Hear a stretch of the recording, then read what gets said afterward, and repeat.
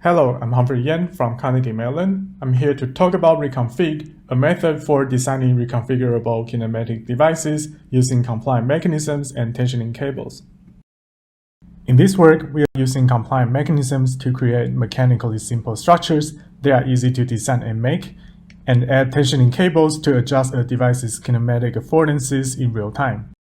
Compliant mechanisms afford kinematics through structural deformation, thus eliminating the need for moving parts like hinges and joints to simplify the design.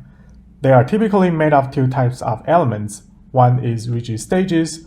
They are undeformable solid blocks that does not affect the device's kinematics, but they can take any shape to provide different functions.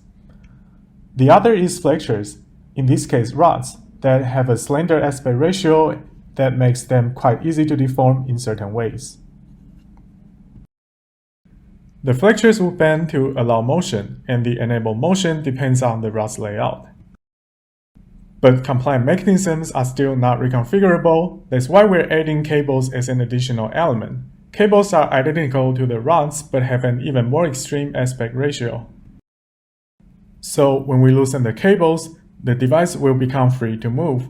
And when we tighten the cables using, say, motors, the device becomes immobile. This allows us to change its kinematics on the fly. So, taking advantage of this feature, we can design a multimodal kinematic device by first creating a compliant mechanism that enables all kinematic freedoms we want. And with multiple groups of cables, we can selectively tighten or loosen them to disable the undesired kinematic freedoms while keeping the ones we want.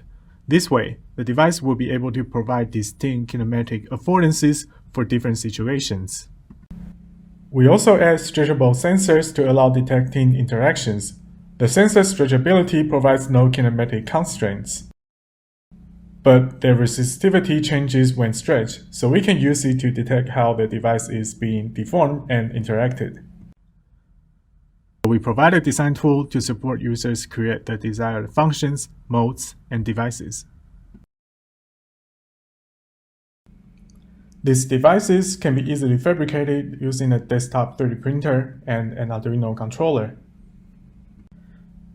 We use the design tool to create several application demos. This video shows a multimodal input device.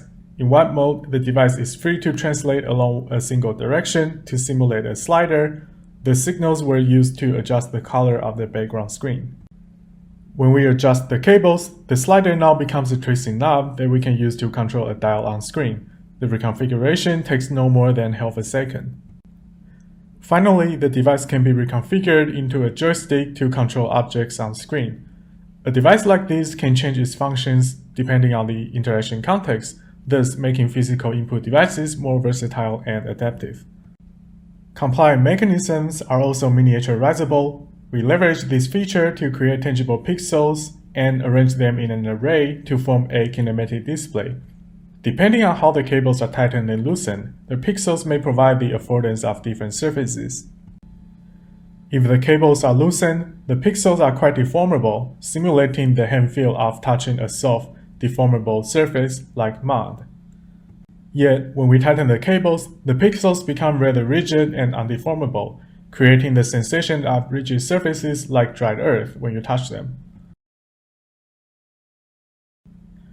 We also designed a haptic proxy using our method. In this case, the device can be worn on the user's hand, and depending on how the cables are configured, the weight attached to the device may shift in different ways to provide the hand feel of holding different objects. When both cable pairs are loosened, the weight is free to move when the user shakes their hand, thus feels like holding a cup of water. When one cable pair is tightened, the weight is free to move in one direction but not the other, thus simulating the hand feel of a thin object like a ruler.